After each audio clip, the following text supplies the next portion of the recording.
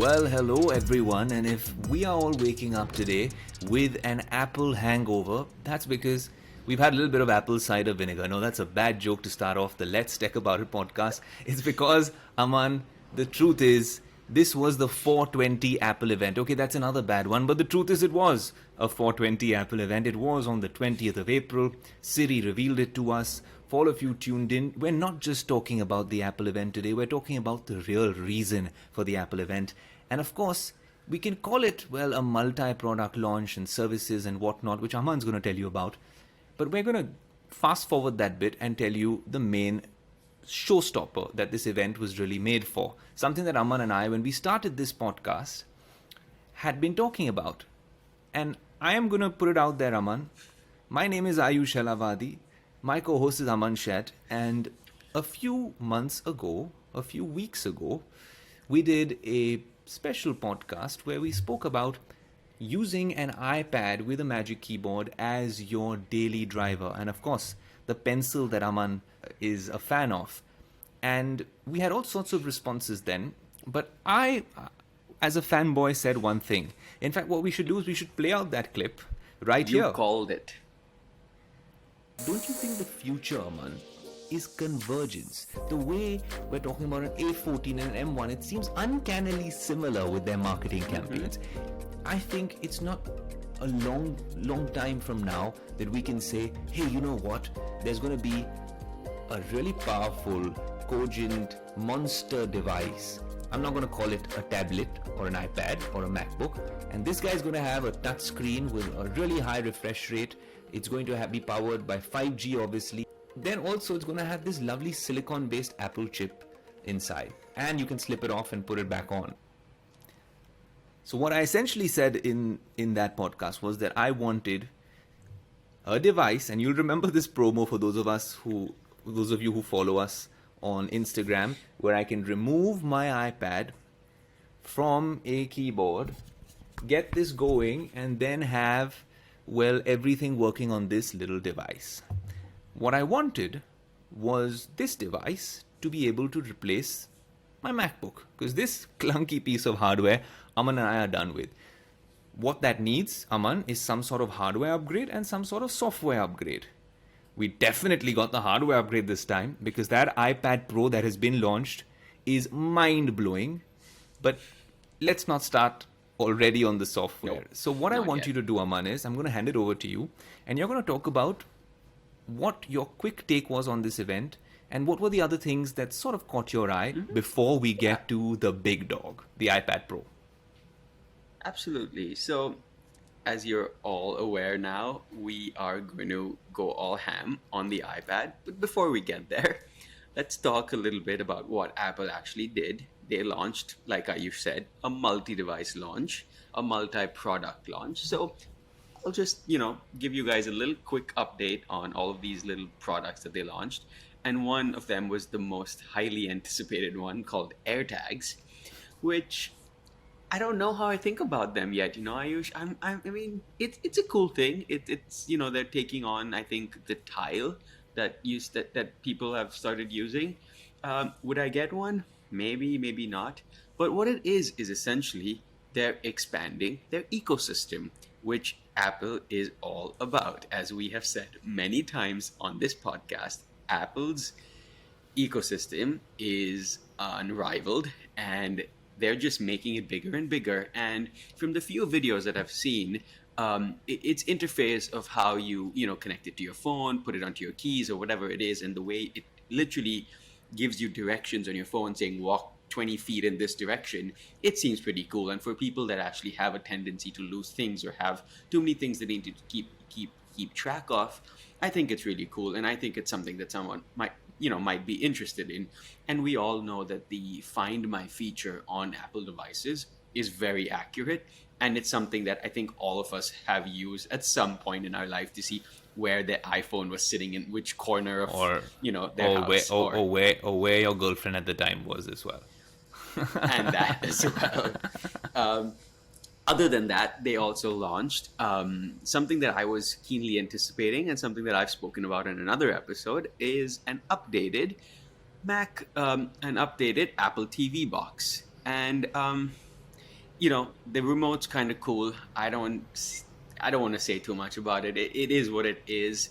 The only thing that bums me out about it is the fact that it's still $179, That's where expensive. Google makes something so similar for $50. So I don't know what's Apple's reasoning behind this. I mean, yeah, sure, they have HDR and all of this, that, oh, we'll make the lighting amazing, we'll make the color super accurate. Fair enough, but it also depends on the actual TV that you're using. It And can't just be that box. And the best part about it, Aman, is that you mentioned the Chromecast, and obviously Google's got big plans with their Google TV Chromecast offering.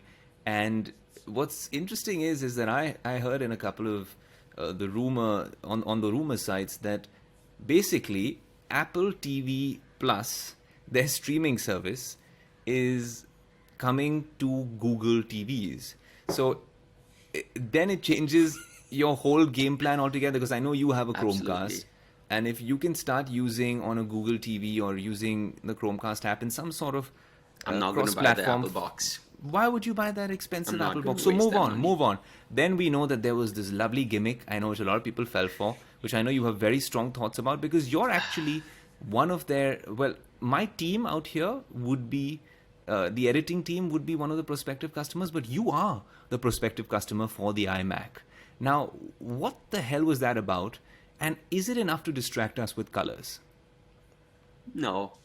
The colors are just for fun. I mean, I understand why they do it. You're giving people options. But then something as, I had a very interesting conversation with someone, or it was a little bit, someone DM'd me when I put up that little image of these colored iMacs, where they said, they have all these colors. They've color matched the keyboards. They color matched the Magic Mice, but then they missed the little bezel and they made that white.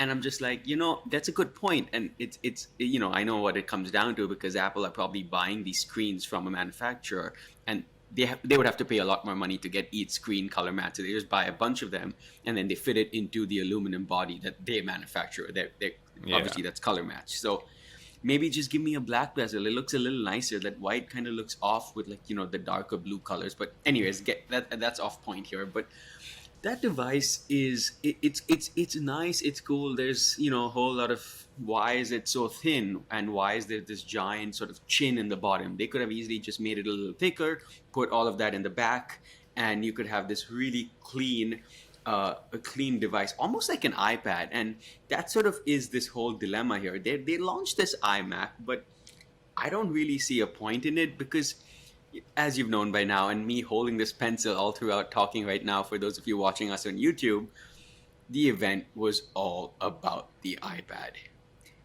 The hardware is exciting. It is extremely exciting. And one thing I can say with confidence is Apple is betting their future on the iPad. Fair enough. Fair enough. You're right. Just think about it. Did you also experience that moment of shock? Because I know the entire tech community was shook when they said that this is the new iPad Pro, and all the gimmicks aside, this has an M1. When Apple takes its iPad ecosystem and says, buddy, we're giving it an M1 chip, which is a chip which is undisputed now. The Intels, the Androids, the everyone who's trying to compete is lagging behind. That M1 is a crowd puller, and you put that on your sexiest device. And you know what they said? I remember them saying that the A14 is such a powerful chip, which we have in our iPhones, I have in my iPad Air anyways, which is a great device. And I want to talk about whether this iPad Air, purchasing it, was a bad decision on my part, and I should have just waited for this iPad Pro, because a lot of people will have that question on their minds. But also, should you not feel a sense of FOMO, because Apple has managed yet again to classify all of y'all in very different categories and different buckets, right? Now, for example, just think about it, right? Now, we'll get to the pricing of the iPad Pro. Why is there a discrepancy between the 11-inch model and the 12.9-inch model? What is that Magic Keyboard all about? It's come, guys. That Magic Keyboard, which I have, is obviously the black one, or the grayish black one, but now they also have a white one. I know it's going to get spoiled very early, but to give that sort of, well, upgrade to it, great. Does your old Magic Keyboard work with this new iPad? Let's really discuss that with Aman as well. And also, Aman, let's just get down to the fact that very quickly, right? For those of us, you know, in these tech events, usually they reveal the price at the end. What we should do We'll is do we it in should the beginning. let's do it in the beginning, right? So now, if So you're talking about the iPad and I want to buy an iPad Air, or let's say an iPad Pro first, and then we'll compare to the iPad Air, how much poorer would I get? How many kidneys would I need to sell in this so pandemic? we'll start with the 11-inch models because that's going to be the mid-range sort of one out there. So they start off at 799 for the 128 gigs, goes up to 899 for 256, and then I think 1099 for the 512 gigs. So I'm looking at the 256 and the 512 as sort of the most popular devices or the most popular sort of size that people are going to buy.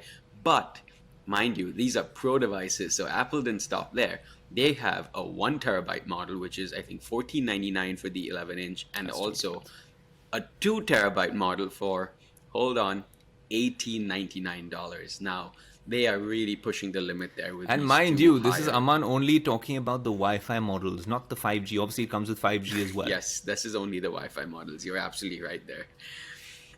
So that's a whole lot of dough for these devices. And then let's move on to the 13-inch MacBook or the 13-inch iPad Pro, the 12.9-inch, where it does have a couple of higher end features, where it has the XDR display, which obviously it needed the extra room that the 13-inch size gives them. But then they also take a lot more money out of your wallet. So it starts off at $1,099 for the 128 gigs, which I'm guessing not a lot of people are going to buy because it's a very low storage device. And for the users that are going to actually be investing in a device like this, they're going to need the extra storage. So you're going to get $11.99 for the 256 gigs, $13.99 for the 512 gigs, and then hold on, $17.99 for the 1 terabyte, and then it goes up to $21.99 for the 2 terabyte model. So that's a So lot of money. we're heading beyond the 1.5 lakh rupee category, even if I buy this from my uncle and Aman in the US. But also just translating that to Indian prices, the 11-inch iPad Pro Wi-Fi model, the one that Aman was talking about, well, that'll start off at 71,900 rupees. Now, just to put that in a bit of perspective, well, this is a 128 gig model, obviously. But if we were to start off with the iPad Air, the one that I own, and I started off with a 256 gig model because the lower one is 64 gigs, we can't be working at that. A 256 gig model with double the storage on a device which until April 19th was the hottest property in tablet town would just cost me, well, 68,000 rupees. With some discounts, to be lesser. So a 3,000, 4,000 rupee difference in the iPad Air and the iPad Pro. What does the iPad Pro give me that the iPad Air doesn't? I think that should be the next logical question, because now you're basically, if you're in the market for a new iPad since 2020, look, it's simple, Aman. The iPad Air, when we were comparing it to the previous iPad, the 2020 iPad, which was basically Apple just fooling us, right? Because it was a 2018 iPad with a few changes and put a camera here and there.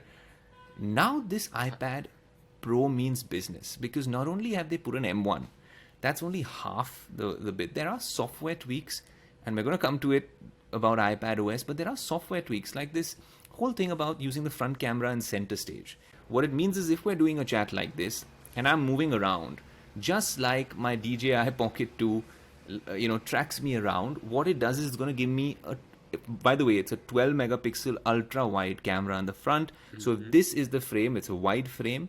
What it shows us is going to be a narrow frame, and then this much movement within the frame will be allowed. So that means that essentially it's going to start in with a software crop, and then the software is going to push you and give you some sort of movement, which is kind of cool, given that you're not putting a gimbal in it, you're not putting any sensor shift or lens shift out there. But that's kind of fascinating that Apple did it, and the execution, I'm sure, will be on point. Obviously, they had this very fit, a really good-looking family in the kitchen, and the husband's doing some sort of thing, or whatever, the man's doing this, and it's tracking him. Kind of cool.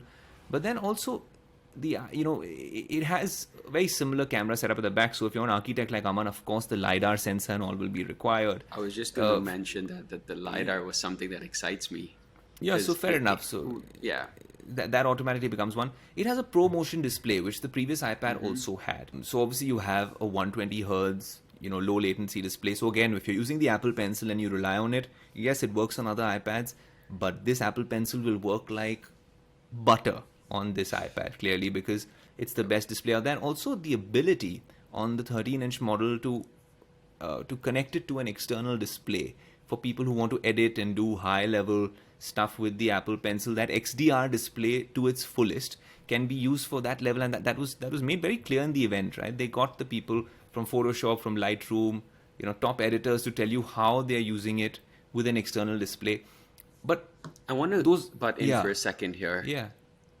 And I want to just a shout out to this company called Paperlike, because we were talking about the Apple Pencil. They make a screen protector for the iPad Pro that actually makes it feel like you're sketching on paper on the iPad. So for people who don't like the experience that the iPad Pencil currently gives them, this is a good alternative that gives you all the good stuff of the pencil, but then also that little more sort of old-fashioned experience of sketching on paper. I personally like it the way it is, but I've also used it with that, and it's just as nice. So a little shout out to them, even though they're not sponsoring us. But that's if what I was listening, say. we're right here. Reach out to us. That's exactly what I was going to say. People like, hey man, there's two tech geeks over here who want to take over the world little by little, and you could play a small part in it, and we could perhaps push it until Apple starts paying us for our version of Apple Podcasts. Because guys, we don't push it as much, but this podcast also plays out on Apple Podcasts, and they're promising to start paying creators. Aman produces this and makes it happen from LA. So technically, well, Aman, you should be asking for some money from Apple, because that was another announcement made at the event. But it was an interesting event. There were some cool things about the event, but let's not digress right now. We'll keep one little honey trap for the end. But at this point, I really feel, Aman, that with the iPad Pro, you are getting truly a pro device.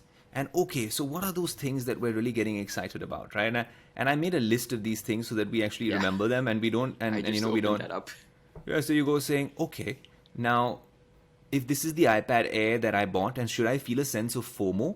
So everyone's talking about this $200 more, but ideally we should be comparing the 256 with the 256, right? Because that's the right way to compare them. So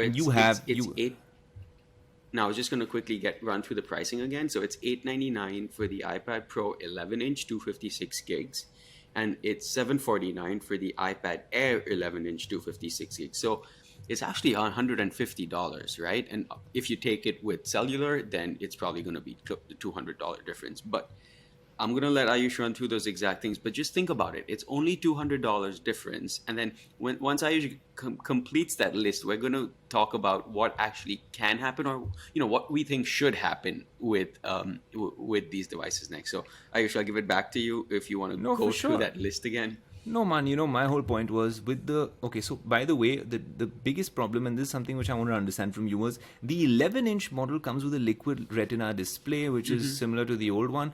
But now the 12.9-inch comes with the liquid retina XDR display. So you're also spending, by the way, it starts off at 71,900 for the base model 11-inch. 12.9-inch starts off at 99,900.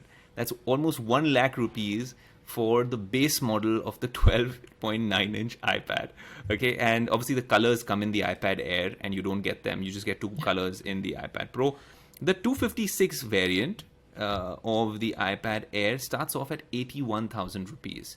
So it's basically 68 versus 81,000 out here in India. If I'm comparing apples to apples by Apple, 256 to 256, iPad Air versus iPad Pro 2021 versions. And we're talking about 81,000 and 68,000. So that's around 14,000 rupees of a difference. Do you need to go Pro, and that too Pro with the compact size factor of an 11-inch or a 10.9-inch tablet, which you can convert with all these lovely pencils and accessories and stuff. But what do you get in that difference, right? If I'm talking about the Indian market, 13,000, 14,000 rupees difference, bare, only the iPad, Wi-Fi, only 256 gigs. You're going to be getting, of course, the M1 processor. Now, we know, Aman, we can discuss what the M1 processor is. Even when they said it, the A14 is more than capable. I don't think my iPad Air utilizes the A14 by itself. It's overpowered. I don't think my A12 is utilized enough on my 2018 iPad Pro. Correct. So I just think that that's one way of looking at it. Great. They're putting in their best hardware out there. But how much are you going to do on that M1? Now, if you're using it for streaming and basic drawing and basic editing, trust me, this iPad Air can do everything. All right, it's that powerful. And it's the same thing with the new MacBook Air.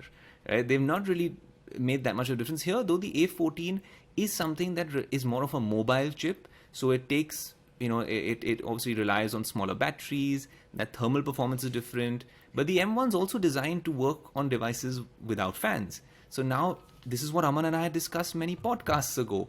Convergence. They are converging their lines. Today was another bomb dropped by Aman. He said, well, you should think about the iMac. The iMac doesn't seem relevant to me anymore because it look like an iPad to me. Add touch functionality to an iMac, put Mac OS, great the device. ultimate device. Right? I add Mac OS to the iPad, ultimate device. Add touch functionality to a MacBook, the ultimate device. It's just them keeping three different form factors still going. They have to understand this is the first step in doing what Aman and I had said, convergence. We said this in that podcast. That's why I played out the clip earlier, and we're saying it yet again. The A14 supercharged is the M1. They have the same design structure. They have the whole SoC, similar manufacturing process, but I think, Aman, in terms of efficiency, the M1 can do a little bit more. And also, of course, in the cores, we know that when it comes to couple of cores, multi-core performance, the M1 beats it. But honestly, if I can edit 4K videos of ours, 2 tracks of it on an iPad Air or my iPhone 12 Pro Max, then I don't know, I'm scared to know what this M1 does. Okay, you get a ProMotion display. You have a 5 microphone array and 4 speakers, 12 megapixel ultra-wide front camera, 10 megapixel ultra-wide rear camera with LiDAR. The USB-C on my iPad Air is great because they moved away from Lightning. But now they moved away from even this, and they've supercharged this because this has now got Thunderbolt capabilities. It has Face ID, but I think that's a little bit of a bummer. If we live in a pandemic world and we're traveling with this a little bit, or we want to just wear a mask when someone's come over, well, I'm sorry, then Face ID is quite the flop, so you need an Apple Watch to unlock it, or your phone, or some sort of functionality. I prefer the Touch ID. The iPad Air is still the only device, as we speak, which has Touch ID in its new avatar on the lock switch. So I think that's an advantage, iPad Air. It has double the storage in terms of options, and obviously it has 5G. So two questions I'm going to answer, and then I'm going to pass them on to you. Is the iPad Air still worth it in a world post-April 20th? Right? That's a bit, right? Yes. Yeah. Yes, the iPad Air is still a value for money proposition where you can save some money. If you have more money to spare and you want the absolute best by Apple, but it's kind of silly to want that because frankly, if you don't have those pro level requirements, then should you shell out, like Aman said, $150 more or 14,000 rupees more in India? I don't think so. That said, we cannot diss Apple anymore because they have given you, at least for some things, Aman's going to diss them for something, I'm sure, but you can't diss them for the fact that they've not given you truly pro features. They just delayed it by a couple of years, but now the iPad Pro will be the king of tablets. Yet again, the iPad Air will be a very, very, very worthy successor or a second place device. But Aman, you're still a little bit pissed off. The designer, the architect, the tech boy in you is a little pissed off even now with the iPad Pro. Why so? It's the software, and you mentioned it before, right? Like we talked about this many episodes ago that they need to get iPadOS right. If they took that iMac that they launched, right? Whatever we said, whatever I said before about it is what it is, but it's a sexy looking piece of hardware. I still dream of having 2 of them side by side, both of them touchscreen, and just imagine doing design work or even editing with your fingers or with pencils, right? Instead of using this old mouse and keyboard that's ancient right now, that would just be the ultimate computer, or the ultimate, I don't even want to call it a computer anymore, the ultimate sort of device, right? So iPadOS, I feel, is still very, very limiting because if we're talking about something as simple as multitasking, or if I want multiple apps open, right, the only thing I can do is have 2 of them side by side. And mind you, I'm still not allowed to do that with every single app. There are some apps that don't allow me, are not capable of opening side by side with another app. So that's something that's very limiting. I mean, I understand I can always pull them up and they're always open. I can swipe through them, but at the end of the day, that is not efficient. What's efficient would have been is if now I could now take I just have all my apps as Windows, the same way we do it on Mac OS. Like, I still dream of this world where I have Mac OS and it's fully touchscreen. And this is it. They have done it. I can't see a difference between the hardware of the new iMac and the hardware of the new iPad Pro. It is exactly the same. So why give me two software experiences? I mean, if you're targeting a pro, I can imagine going to a job site or going to, with this iPad, which is basically my computer. It's basically my iMac in my in my bag, and I pull it out and it's got all the power which the iPad Pro today has, but then it has the best software. And I have to say this, like, I'm still a Windows user for certain things, but what Apple does well, and Apple does really well, is some of their software. And Mac OS has always been a really smooth operating system. It's super clean. I love the look of it. And this is me, the designer, talking. But just imagine if I could take that and put it on the iPad. Just, oh my God, that would have been something, I think, really special. But you never know. Maybe, hopefully, that is where Apple is going. And if Apple is tuned in, stop waiting, stop playing just stop beating around the bush and do it. Like, you're there, the hardware is there, it's now up to you to do it. And I actually want to say, if there are other tech geeks out there listening to us, someone's going to be able to break, some kind of a coder. We're not coders or we're not engineers, but if there is someone out there who's listening to us, can you please load Mac OS on an jailbreak iPad? Like, it. So jailbreak Ahmad it, suggesting do jailbreak. something. But I am something. suggesting to do that. Think about it. You're the world's biggest tech company, and you've launched these devices, right? Now, in automobiles, sometimes it's easy to sort of give a mid-range SUV and then a top-end SUV and then a luxury SUV. Look at the Range Rover, right? A car that you're such a fan of. And the whole Land Rover, portfolio, it was a brand which had so many sub-brands, but Range Rover really is the brand now. I mean, yeah, you have the Defender and you have the Discover, but everyone, I mean, be it the Queen, be it Bollywood and Hollywood celebrities, even you in the US, just think about it. Somehow that brand has taken over everything. Now, the thing that Apple has working for them here, from a brand side, is that, look, there is a market for their iMacs. There's a market for their Mac Minis also. Yeah. There's certainly a market for their iPads, which is a slightly privileged market. And there's a solid market for their MacBooks. Even second-hand or used MacBooks are selling like crazy on Indian portals out here. So I just don't know. The right term is cannibalize.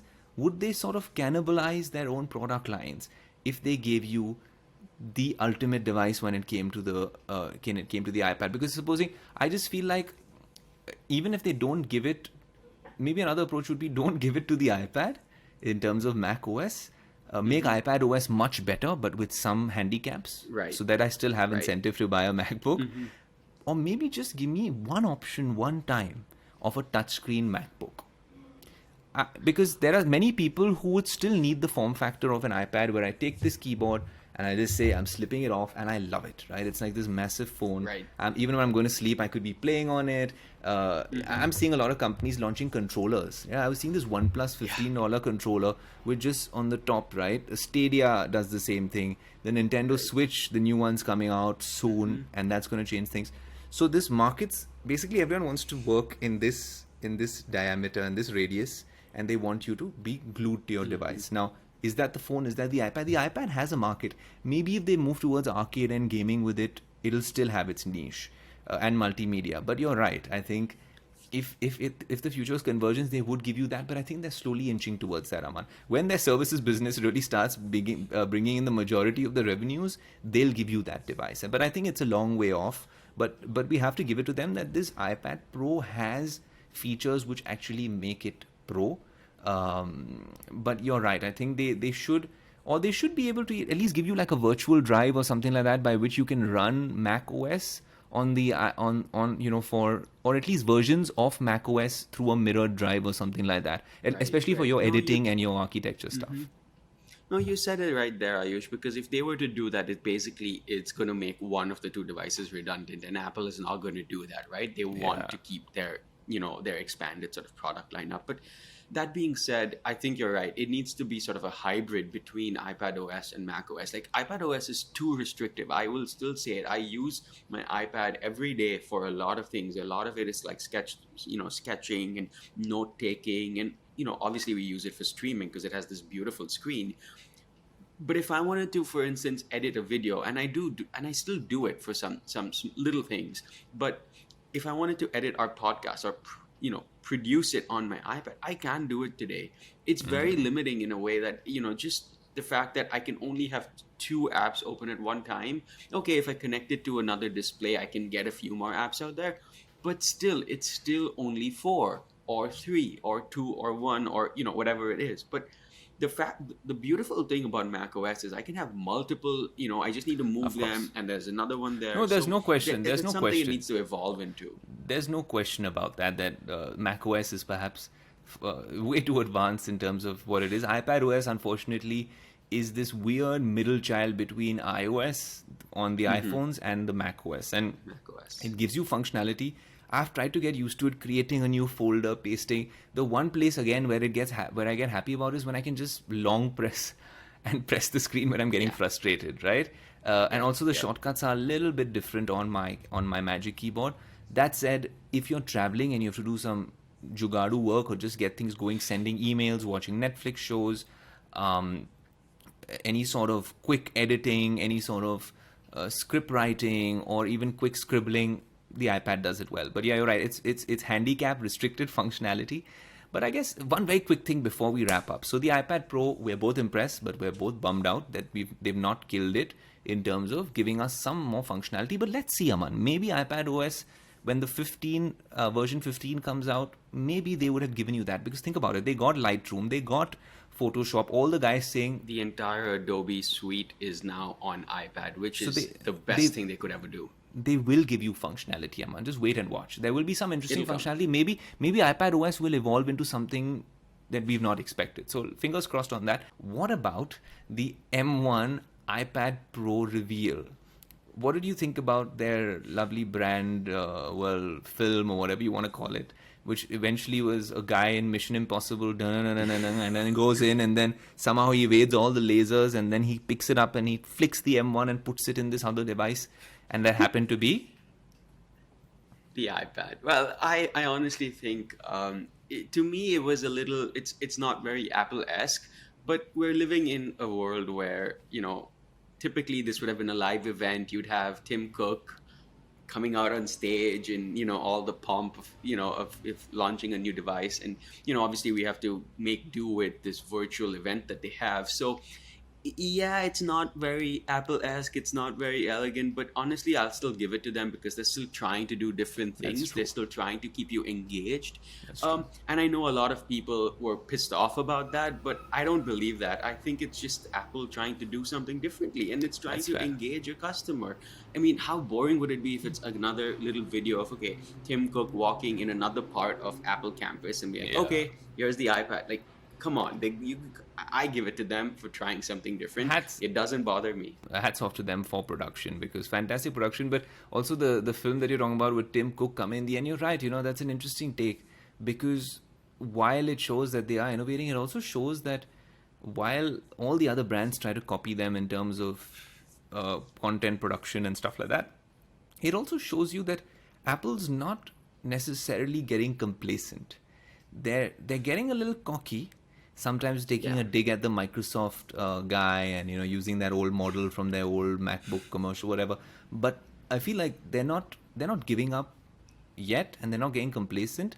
They are trying to innovate, and they are dropping bombs and surprises, which if anyone else was getting complacent about, we can take Apple on, well, then they're doing things, and their brand strategy is showing that as well. We had an episode, the last one, where we spoke about how Google perhaps has gotten it wrong over the years majorly. You should tune into that on Spotify, YouTube, and Apple Podcasts, wherever we are, and you'll find out that, we're also on Google Podcasts. I hope they don't knock us off for that one. But yeah, we spoke about how they got it wrong, and maybe Apple hasn't, and hats off to them for that.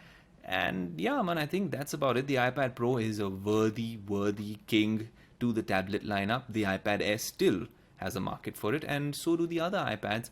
But maybe just... But Apple definitely has done one thing one thing with this is that they've killed any sort of competition in the in That's the true. tablet space. That's Like true. I just cannot. And I'll say this, right? I have hardcore Android users who will still buy an iPad as their only tablet device. Me too. And Me too. that says a lot. That's true. That just says that Apple has their game when it comes to the tablet space. And on that note, I'll end it here. Good night to you, Ayush. I'm going to start my day and I'm going to mess around with my iPad and just have a little fun on a nice, relaxed Saturday for me. And for all of you guys who've tuned in, please subscribe. Remember, you can watch us on YouTube. You can listen to us on Spotify. As Ayush mentioned, we're also on Apple Podcasts, Google Podcasts, and every possible podcast platform out there. And please hit the bell so you know exactly when we drop a new episode. And please continue giving us all of your lovely thoughts and comments. We really appreciate you guys, pitching in and letting us know what you felt. You can email us at the Let's Tech podcast@gmail.com. I'll drop our Instagrams down there, but it's the Ayush Alvadi. I'm on Shade007. Continue the DMs. We do appreciate it. We do read all of them. We'll try and talk about, interesting things that you've said. So continue doing that. Continue the support. But until then, we will let you guys go. And we'll be back very soon with another episode. So goodbye for now.